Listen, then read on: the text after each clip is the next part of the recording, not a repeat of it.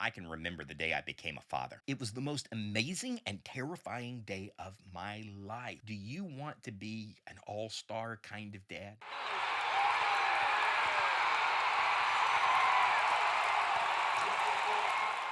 Today on the Real Dad channel, we're going to talk about four things that we can do every day that will help us be the dads that we want to be. Call it parenting advice for men or Dad 101. Are you ready? Let's get started.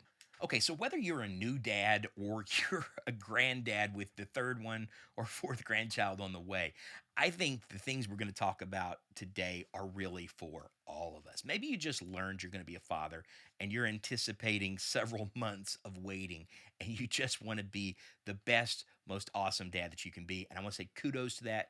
If that's where you're at, thank you for focusing on what's important. But I want to share an acronym with you today that has helped me really prioritize being a father the way that I hope you want to prioritize being a father. And it's really easy to remember. It's TIME or time. And I'm going to just jump right in with the first one. That T, this could kind of break the acronym, but it was going to be time, but let's call it togetherness. One of the things that we sometimes hear as fathers is we're away from the home. Most of us have day jobs that we go to that require us, long commutes to, long commutes from. We have just a few hours with our children. And so we hear this emphasize quality of time and not quantity of time. So quality time versus quantity time. And a lot of times the what we're being told is to prioritize other things over being a dad so that you can have these really special moments. And I know how that thinking evolved, but one of the things that I love about a good friend of mine, his name is Dr. Kenny Embry, PhD in communications. And one of the things that I so appreciate him saying on the podcast that I do, Man Up, is that trash time is the best time. Before our kids will learn to appreciate the quality of time that we're giving them, the expense around that time, the uncluttered moments, before they will ever appreciate that, they have to know that we care. The way they process the fact that we care is whether or not we want to engage with them. So I'm going to make some suggestions here that might seem counterintuitive, but trust me, they really aren't. Focus on the trash time where you can. You come in from work, you're tired, you're frustrated, you've had a long day, you want to sit down in the chair, you just sort of want to have your phone in front of your face, decompress. I get it. I'm an introvert. That's how I roll. Maybe you extroverts roll differently. But hey, tell me in the comments if maybe there's a different acronym that works for extroverts. That's a really good idea. So if you're an extrovert, let me know in the comments. Tell me how you do this. But you sit down, you just want those quiet moments. Your kid comes up to you, he wants to watch. My kid is hooked on Phineas and Ferb, absolutely loves it. 8 years old, loves Phineas and Ferb. Ferb, I know what we're gonna do today. Watch the Phineas and Ferb. Play the video games. Do the things that allow you the moments to decompress, but also let them feel your desire to be connected to them. And while we're on the topic of things like television and video games, Dad, you can consider this a bonus tip. Don't push those things off into the kid's bedroom or playroom or something like that. I know that was really big when I was growing up in the 80s. Hey, we'll put the video games in the kids' playroom, that way parents don't have to hear them. There are things going on in the video games that if you're a conscientious father, you need to know about. Gone are the days of Mario doing the platforming. And you need to know what media your child is consuming. So make it a part of your daily media diet and find a way to enjoy it. What I found is the more that you spend that trash time together, the more you actually look forward to the thing that they enjoy. So I guess what we could say is that quality moments are really quantity moments that we're being more intentional about, which just happens to be the I in our acronym. One of the things that we often become guilty of, dads, is we sort of go to our nothing box. Yeah, we all have a nothing box. In fact, we call it the nothing box. And of all the boxes a man has in his brain, the nothing box is our favorite box. Right?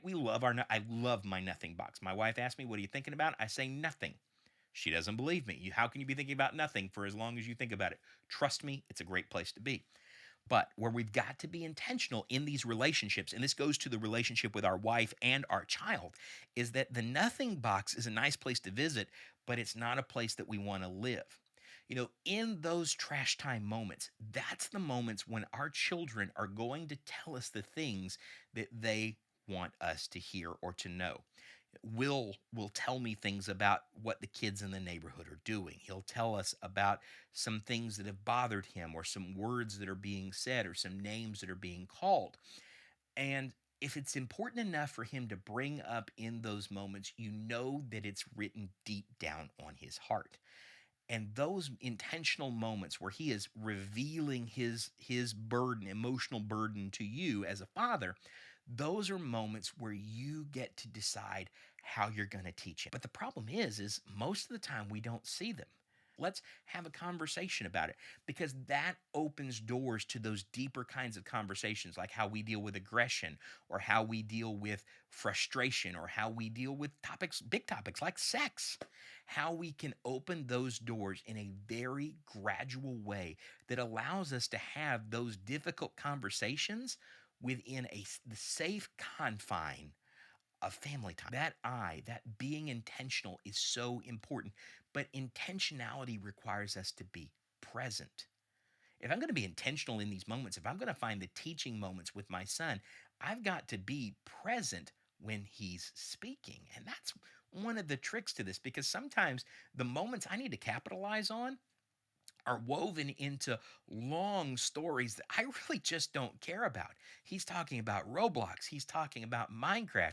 He's out there talking about No Man's Sky, the video game, or the next video game he wants to purchase. And all of a sudden, he drops a truth bomb in the middle of it. And if I'm not paying attention, then I miss it.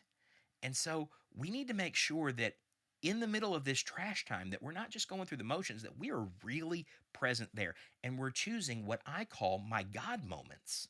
Those are moments in his life where I can reach in and teach him something based on how he's steered the conversation about God. Maybe you have a different priority, but you can still look for those same moments where you can use the thing that he's thinking about or she's thinking about and telling you about as opportunities to teach the truth and the ideals that you want them to learn. Which brings me to the M in our acronym, which is mindfulness.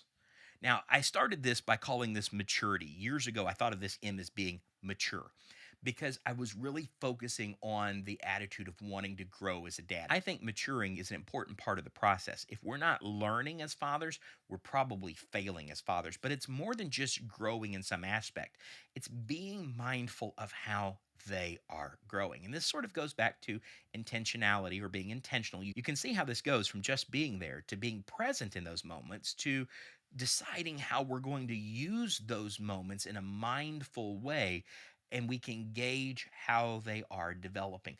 Our kids will tell us how we're doing as parents.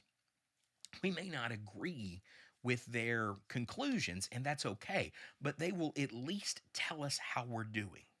They'll tell us the things they're afraid of and are bothering them.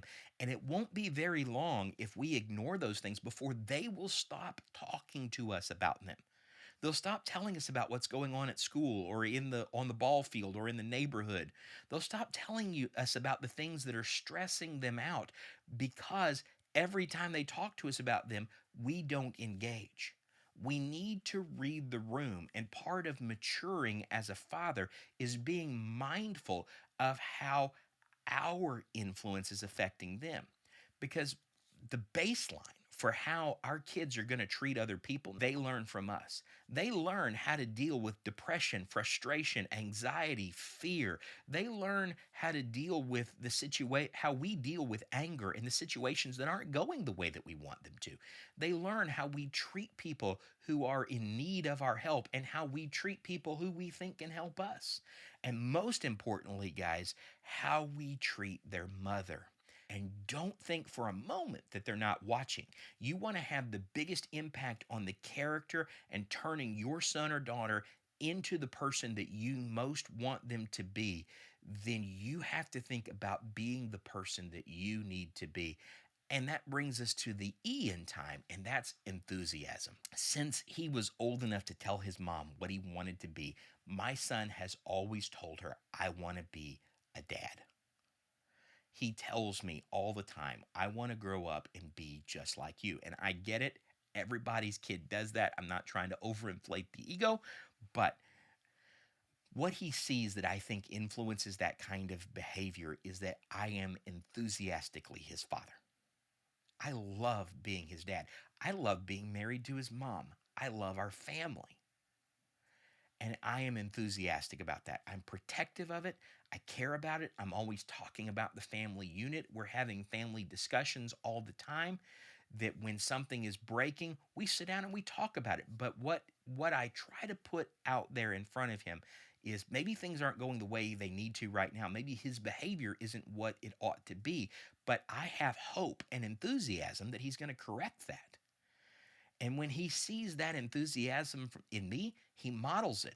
And that sort of brings us all the way back to the T in time of togetherness, that a big part of being a father, I would say 70% of being a father, the first thing that we can fix to be better dads is just showing up. That's one of the hardest things for fathers to understand, that if you show up, if you're there and you're present in the moments that don't seem to matter to you but matter the most to them, you're doing more than 70 to 75% of the dads out there. And if you can only do one thing and you can only start one place, you think, my kids are older, where do I start?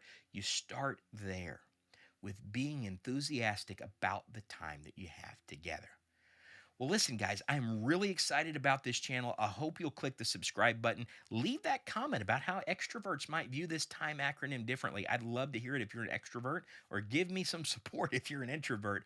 But until I see you next time, keep it real, Dad.